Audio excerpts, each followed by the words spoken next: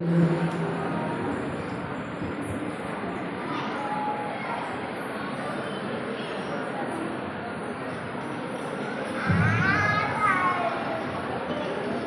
call upon our prize winners. First prize goes to P. Sarvinian from UKGC.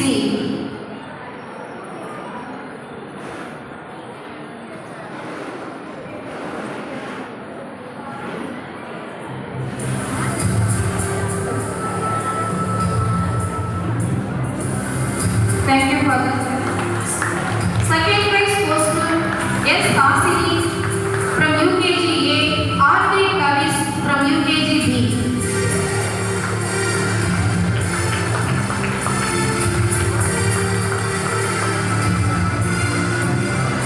Third prize goes to S. Sivamitran from UKGB.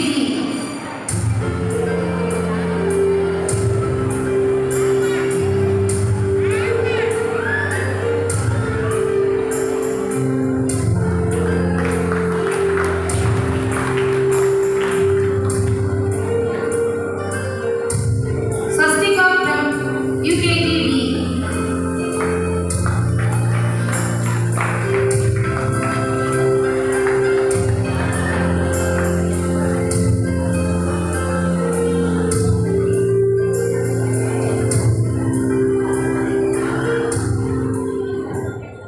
Thank you, Father.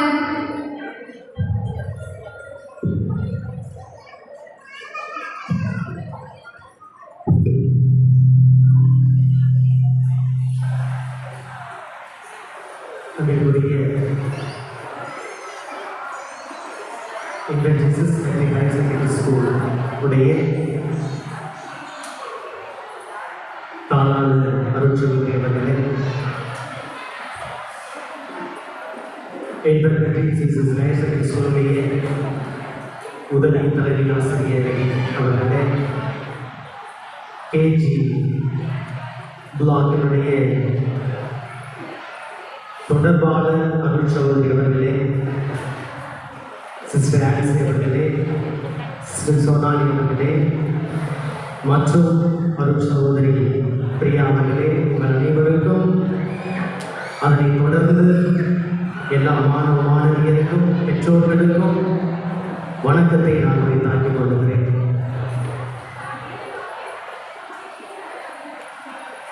Sister சொன்னாங்க, பிள்ளைகளுக்கும் பெற்றோர்களுக்கும் ஏதாவது கருத்து சொல்லுங்க அப்படின்னு சொன்னாங்க. இங்கேருந்து பார்க்கையில் கண்ணுக்கு எதுவது வரைக்கும் பிள்ளைகளே காணும். ஒரு கைப்பற்றி வச்சுட்டீங்களா எனக்கு தெரியல.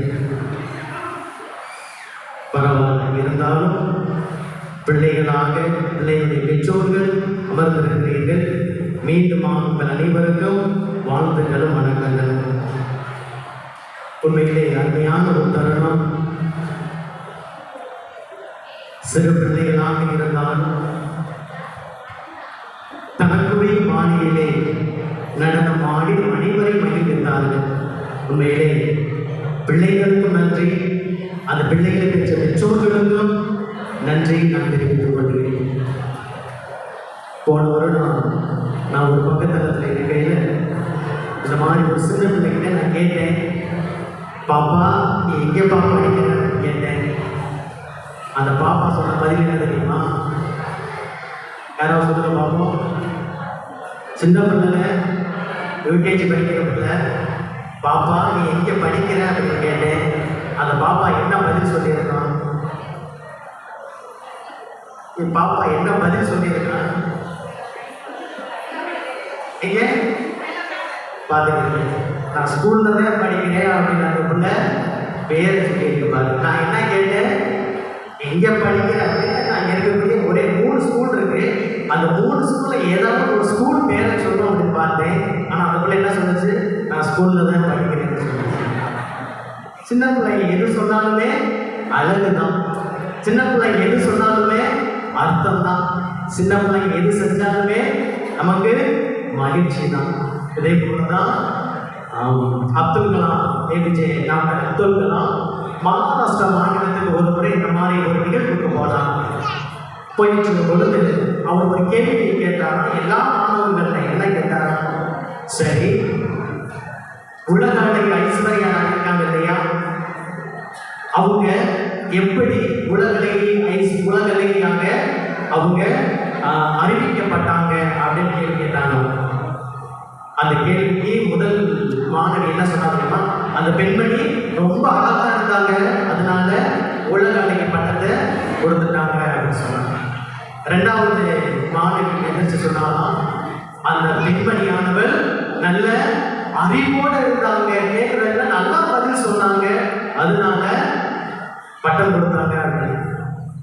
மூணாவது மாணவி என்ன சொல்லியிருக்கோம் பார்த்தோம். மூணாவது மாணவி என்ன சொல்லியிருக்கோம், ஒரு யூகத்துக்கு சொல்லுங்களே பார்ப்போம். சின்ன பிள்ளை என்னமா சொல்லுச்சா, அந்த அறிவிப்பு கொடுக்கிற வேலையில நான் இங்க இல்லை, அதனால அந்த பிள்ளைக்கு பட்டத்தை கொடுத்துட்டாங்க அப்படின்னு சொல்லிச்சு. உண்மைதானே? உண்மைதானே? அந்த பிள்ளைக்குள்ள அறிவை பாருங்க, அப்பவே அதுக்கு தெரிஞ்சிருக்கு நம்ம கேட்கக்கூடிய கேள்விக்கு எப்படிலாம் பதில் சொல்லலாம் அப்படின்னு. அப்படின்னா என்ன அர்த்தம்? பெற்றோர்கள் அதனுடைய ஆசிரியர் பெருமக்கள் நன்கு வளர்த்திருக்கிறார்கள், வார்த்தெடுத்திருக்கிறார்கள் என்பது சந்தேகமே இல்லை.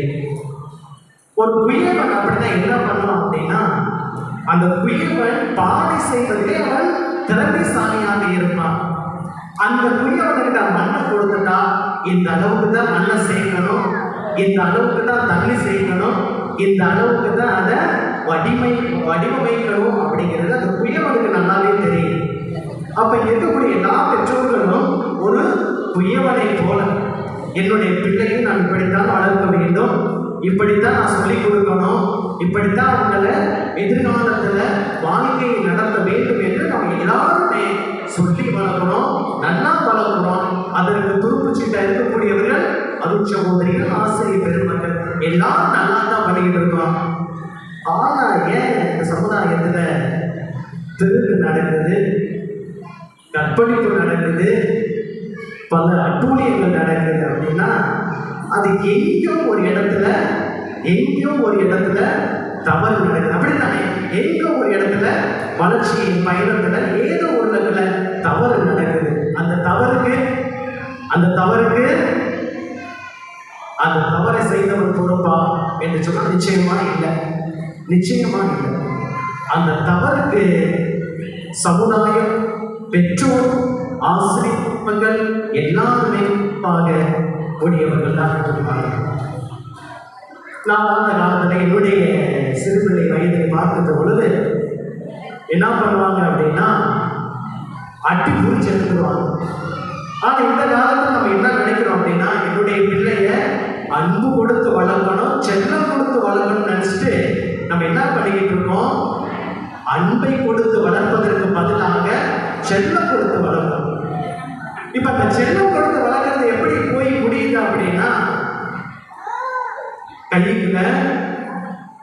கையை மூடிக்கிட்டு தண்ணியை பிடிக்க முடியுமா? நிச்சயமா முடியாது. இதைத்தான் நம்முடைய பிள்ளைகளுக்கு நம்ம சொல்லி கொடுத்துட்டு இருக்கோம்.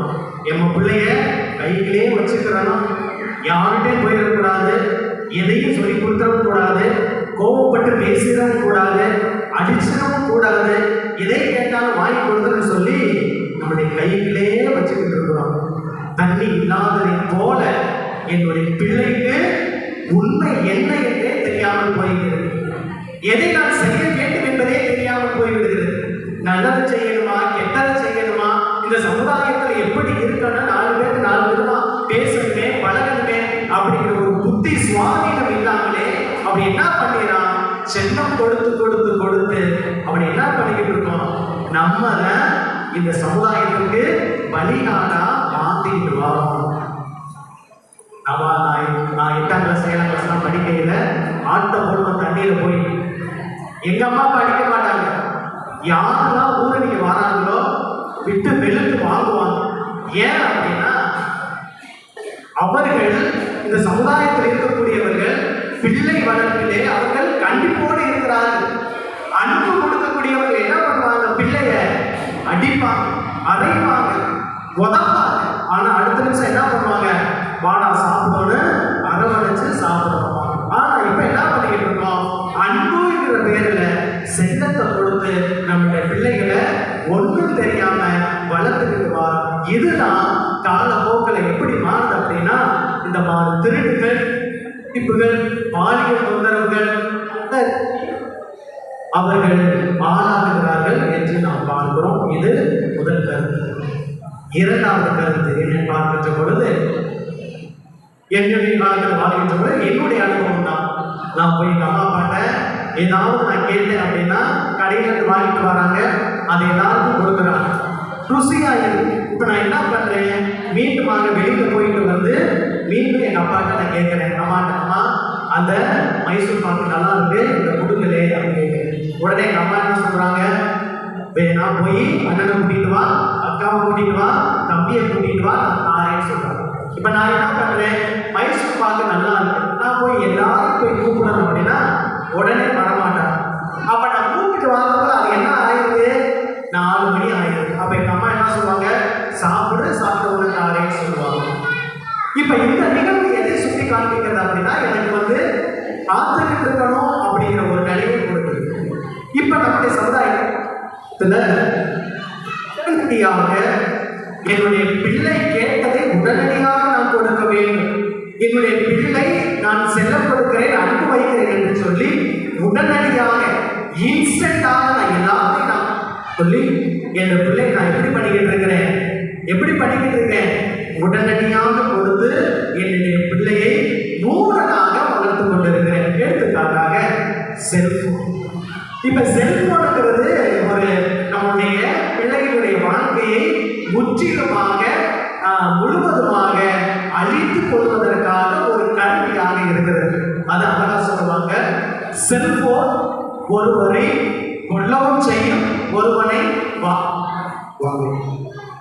நம்புறீங்களா? செல்போன் என்னுடைய பிள்ளையை கொல்லவும் செய்யும், வாழவும் செய்யும். எடுத்துக்காட்டாக இந்த கொரோனா டைம்ல பார்த்தோம், செல்போன் இருந்தால் தான் நம்ம படிக்க முடியும் அப்படிங்கிற ஒரு கால சூழல் வந்துச்சு. ஆனால் அது மாறி இப்ப எப்படி வந்துகிட்டு இருக்கு அப்படின்னா, சிறு பிள்ளைகள் இருக்கையில சாப்பிட மாட்டேங்கிறான் அப்படின்னா செல்போனை கொடுக்குறான், சாப்பிட மாட்டேங்கிறான் செல்போனை கொடுக்குறான், சொல்லு பேச்சு கேட்கலன்னா செல்போனை கொடுக்குறான், நீ அங்க போயிட்டு வாடா நான் இதை தாரேன் அப்படின்னு சொல்லி கண்டிஷன்ல நம்ம வளர்த்துக்கிட்டோம். அப்ப என்னுடைய பிள்ளைகளுடைய வளர்ப்புல எனக்கு அக்கறை இல்லை என்று சொன்னால் நிச்சயமாக அந்த பிள்ளை எப்படிதான் இருக்கும், மூடராக, முட்டாளாக, இந்த சமுதாயம் கேவலமாக பேசக்கூடிய ஒரு பிள்ளையாகத்தான் வளர்ந்து நம்ம. அப்ப நம்ம என்ன பண்ணணும், அந்த பிள்ளை கேட்டுடன் கொடுப்பதை தவிர்க்க வேண்டும், அந்த பிள்ளைக்கு ஆர்வத்தை கொடுக்க வேண்டும், ஆசையை தூண்ட வேண்டும். நான் கேட்ட எல்லாத்தையும் நான் கொடுத்துட்டேன் அப்படின்னா அந்த பிள்ளை என்ன பண்ணா, 10 ரூபா கேட்கறது இல்லை, 10 ரூபா நான் கொடுத்துட்டேன் அப்படின்னா அந்த பிள்ளை என்ன எதிர்பார்க்குது, நாளைக்கு 100 ரூபா கேட்டா 100 ரூபா கொடுத்துருவாரு அப்படின்னு நம்ம பிள்ளையை நம்ம கெட்டு குட்டிச்சவரா ஆக்கிட்டு இருக்கிறோம் என்பது இரண்டாவது கருத்தாக இருக்கிறது. கேட்டவுடன் முடிக்கிறது நம்மளுடைய பிள்ளையை கூட்டாளர். மூன்றாவது பார்க்கின்ற பொழுது, எங்க வீட்டுல ஒரு பூனை வளர்க்கும். அந்த பூனை வளர்க்குற என்ன பண்ணுது அப்படின்னா, சின்ன குட்டியா இருக்கையில நம்முடைய குட்டி பூனையில குட்டிக்கு வெளியில போகுது, 2 முறை போகுது, 3 முறை போகுது, 4 முறை போகுது, 5வது முறை போகையில என்ன பண்ணுது, விட்டுட்டு அந்த தாய் பூனையானது வெளில போயிடுது. அப்ப அந்த குட்டி பூனைகள் என்ன பண்ணுது, வழி தெரியாமல் என்ன பண்ணிட்டு இருக்கு, அங்கும் இங்கும் அழைத்து கொண்டிருக்கிறது. ஆனா அந்த தாய் பூனை என்ன பண்ணுது, எல்லா குட்டி பூனைகளையும் மறைந்திருந்து பார்த்துக்கிட்டே என்ன பண்ணுது, ஏது பண்ணுது, தன்னுடைய இடத்திற்கு வருகிறதா என்று ஆழ்ந்து அந்த எல்லா பூனைகளையும் பார்த்துக்கிட்டே அந்த பூனைகளை என்ன பண்ணுது, அங்கும் இங்குமாக அலைகிறது, முட்டி மோதுகிறது. இறுதியாக என்ன பண்ணுது, இறுதியாக மாலை நேரத்துல எங்கிட்டோ போய் அதனுடைய இடத்திற்கு வந்து சேர்கிறது. வந்து சேராத பூனைகளை இந்த தாய் பூனை என்ன பண்ணுது, தேடி பிடிச்சு கூட்டிக்கிட்டு வருது நம்ம.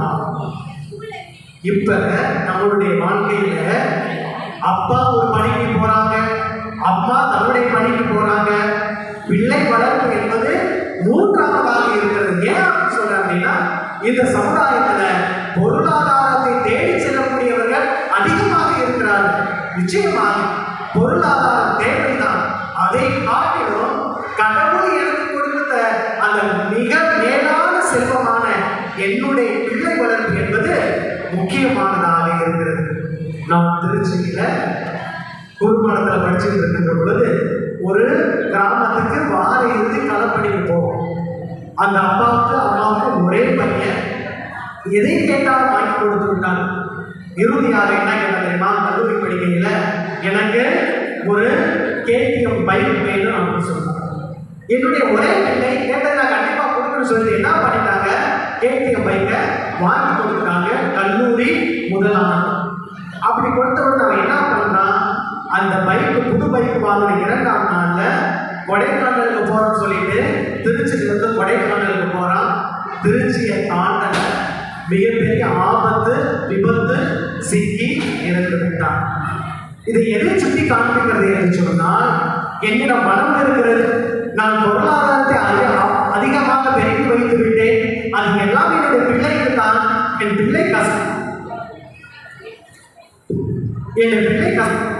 என்று சொல்லி கேட்டதையெல்லாம் வாங்கி கொடுத்தாச்சு. எதை கேட்டாலும் வாங்கி கொடுத்தாச்சு. மகிழ்ச்சியாக இருக்கணும், என் பிள்ளை சந்தோஷமாக இருக்கணும் என்று சொல்லி என்ன ஆச்சு, என்ற ஒரே பிள்ளையை தாங்கள்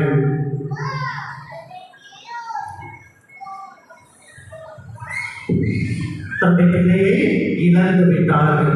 அப்ப இந்த நம்மளுடைய பிள்ளைகள், நான் துவக்கத்திலே சொல்றது போல, புயவனுக்கு தான் தெரியும் அந்த பானையை வார்த்தெடுப்பது என்பது. வெறுமனே மண்ணள்ளி போட்டு தண்ணியை போட்டுட்டால் அது பானையாக மாறாது. அந்த புயவன் உட்கார்ந்து அமைதியாக இருந்து அதை எப்படி வார்த்தெடுக்க வேண்டும் என்பதை அவன் கண்ணும் கருத்துமாக இருந்தால்தான் அதை நல்லதொரு பானையாக வார்த்தெடுக்க முடியும். கடவுள் நம் கையில் கொடுக்கப்பட்டுள்ள பிள்ளைகள் அந்த பானையை செய்வதற்கே அவன் மெனக்கட வேண்டும் என்று சொன்னால், பிள்ளைகளை கடவுள் நமக்கு கொடுத்திருக்கிறார் என்று சொன்னால் அதை எப்படி நாம் வார்த்தெடுக்க வேண்டும், எப்படி வளர்த்தெடுக்க வேண்டும். இன்னைக்கு நம்ம சொல்றோம் இல்லையா, அப்துல் கலாம் சொல்றோம், நேரு சொல்றோம், காந்தியை சொல்றோம், இவங்களை எல்லாம் நம்ம பேசிக்கிட்டு இருந்தோம் அப்படின்னா, நாளைய சமுதாயத்துல என்னுடைய பிள்ளை ஒரு அப்துல் கலாம் ஆகும், காந்தி ஆகும், நேரு ஆகும் பேசப்பட வேண்டும் என்று சொன்னால் அவனை உடம்பிட வேண்டும். அவனை கொடுமைப்படுத்தன்னு சொல்லல, கஷ்டப்படுத்துங்க, சின்ன சின்ன கஷ்டங்களை கொடுங்க. கேட்டா அப்படின்னா தள்ளி போடுங்க, கொடுக்க வேண்டாம் என்று சொல்லவில்லை, அதை தள்ளி போடுங்க, ஆனால் கொடுத்து விடுங்க. இப்படி அவனை வளர்த்தால்தான் இன்றைய பிள்ளை நாளைய தலைவராக வர முடியும், நாளைய மிகப்பெரிய மனிதர்களாக உருவாக்க முடியும். கையிலே கொடுத்த நம்முடைய குழந்தைகளை பொறுப்பு நம்மளுடைய கையில் தான் இருக்கிறது. அவன் கேட்ட உடனே படிப்பிற்கு 40,000 செலவு பண்ணியாச்சா சரி, அவனுடைய யூனிஃபார்ம் கொடுத்தாச்சா சரி, அவனுக்கு பைக் வாங்கி கொடுத்தாச்சா சரி, சைக்கிள் வாங்கி கொடுத்தாச்சா சரி என்பதில் மட்டும் அல்லாமல் அவனோடு இருந்து அவனுடைய வளர்ப்பிலே கண்ணும் கருத்துமாக இருக்க வேண்டும், மகிழ்ச்சியாக வளர்க்க வேண்டும். இந்த சமுதாயம் அவனை நல்ல முறையில் அவனை பெருமைப்படுத்த வேண்டும் என்று சொன்னால் நிச்சயமாக அவனை கஷ்டப்படுத்துவதற்கு தயாராக இருங்கள். நம்மளுடைய பெரும்பாலும் என்ன நினைக்கிறோம், நான் கஷ்டப்பட்டுட்டேன், என்னுடைய பிள்ளை ஒருபோதும் கஷ்டப்படக்கூடாது என்று நினைக்கிறோம். ஆனால் நீங்க நினைக்கணும், நான் கஷ்டப்பட்டுட்டேங்கிற ஒரு உணர்வு உங்கள்கிட்ட வருது அப்படின்னா அவனை கஷ்டப்படுத்தணும். அப்பதான் அந்த உணர்வு அவனுக்கு புரிஞ்சுக்கிற முடியும். அதனால்தான் சொல்லுவாங்க, கேட்டவுடன் அவன்கிட்ட கொடுத்தான் அப்படின்னா கஷ்டம்னா என்னன்னே தெரியாது. ஒரு சூழலை கஷ்டப்படுகின்ற சூழல் வருகின்ற பொழுது அதை எதிர்கொள்ள முடியாமல் என்ன பண்ணிட்டு இருக்கான், 17 வயசுல 15 வயசுல சூசைட் அட்டன் பண்ணிக்கிறோம். அப்படின்னா என்ன காரணம் அப்படின்னா, பெற்றோர்களாகிய நமக்கு தான் அந்த பொறுப்பு இருக்கிறது. என்னுடைய பிள்ளையை வளர்ப்பில நாம் கண்ணும் கருத்துமாக இருக்க வேண்டும். என்ன ஆச்சு, ஏதாச்சு, பள்ளிக்கு போயிட்டு வந்தாலே எப்படி படிச்சிருக்கிறான், அவங்களுடைய பைக்களை பார்க்கணும், பேக்ல பார்க்கணும், அவங்களுடைய நடைமுறை பாவனைகளை பார்க்கணும். எல்லாவற்றையும் பார்த்தோம் என்று சொன்னால் நீங்கள் தான் வெற்றியான பெற்றோர்கள், நீங்கள் தான் சராசரியான பெற்றோர்கள். பிள்ளைகளை வளர்ப்பதில் எடுத்துக்கான பெற்றோர்களாக நீங்கள் இருப்பீர்கள் என்பதில் இந்த சமுதாயம் உங்களை போற்றும் பெருமைப்படுத்தும் என்பதில் என்னிடம் சொல்லுங்கள். அப்ப என்னுடைய பிள்ளைகளை நான் கஷ்டப்படுத்த மாட்டேன் அப்படின்னு சொன்னா என்ன பண்ணிட்டு இருக்கீங்க, அவனுக்கு கால அவகாசத்தை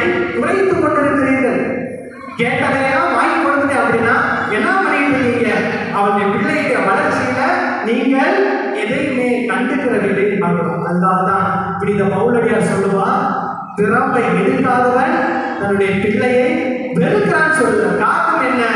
காரணம் என்ன? பிள்ளையுடைய வளர்ப்பில் கண்ணும் கருத்துமாக இருக்க வேண்டும். சரியானதை சரியானது என்று நேர்மட பேச வேண்டும். செல்லம் கொடுக்கிறோங்கிற பேர்ல அவனை நாம் தான் தவறான பாதையிலே வளர்த்து கொண்டிருக்கிறோம் என்பதை நாம் மறந்து விடக்கூடாது. ஆக தவறு செய்கின்ற பொழுது கண்ணம் அழுக்க கொடுங்க. தவறு செய்கின்ற பொழுது தவறு என்பதை நேருக்கு நேர் சொல்லுங்க. ஐயோ, என் பிள்ளை நான் ஏதாவது சொல்லிட்டானா, ஏதாவது செஞ்சுக்கிறானே, நீங்க ஏதாவது சொல்லுவீங்க. அவன் செய்வதை சொல்லுங்க. சரியானது செஞ்சா பாராட்டுங்க, தவறானது செஞ்சா அடிப்பதற்கு தயங்காதீர்கள், கண்டிப்பதற்கு தயங்காதீர்கள். இப்படி நாம் கண்டித்தோம் என்று சொன்னால் நிச்சயமாக இந்த சமுதாயத்தில் தவறான எந்த நிகழ்வும் நடக்கிறாது, பாலியல் குற்றங்கள் வராது, திருடு போகாது, பெற்றோருக்கு நல்ல பெயரும் நல்ல மதிப்பும், அந்த பிள்ளைகள் படித்த பள்ளிக்கு நல்ல பெயரும் நல்லதும் நடக்கும் என்பதில் சந்தேகமில்லை. ஆக பிள்ளைகளை பெற்றுவிட்டோம். அதற்கு பிறகு அருள் சகோதரிகளுக்கும் ஆசிரியர் பெருமக்களுக்கு மட்டும்தான் பொறுப்பு இருக்கிறது என்று சொல்லி நாம் என்னுடைய பொறுப்பிலிருந்து பின்வாங்க கூடாது. அவர்களை காட்டிலும் என்னுடைய பிள்ளைகள் வளர்ப்பில் நான் தான் அதிக பொறுப்பு எடுக்க வேண்டும் என்று சொல்லி அவர்களை கண்ணும் கருத்துமாக சரியானதை சரியானது என்று சொல்லி வளர்த்தெடுப்போம், என்கரேஜ் பண்ணுவோம். தவறானது என்று சொன்னால் கோபத்தை சொல்லி கோபத்தை கொட்டி தவறானது என்று சொல்லி அவனை நேர்வழிப்படுத்துவோம். பிள்ளைகளை நல்ல பாதையில் வளர்ப்போம். பிள்ளைகளை வளர்ப்பது ஒரு கலை என்று சொல்லி நாம் இன்றிலிருந்து பிள்ளைகளின் வளர்ப்பில் கண்ணும் கருத்துமாக இருந்து தொலைபேசி தொலைவில் வைப்போம். நாம் அனைவரும் பிள்ளைகளோடு அருகில் இருப்போம். பிள்ளைகளை நன்கு வளர்ப்போம்.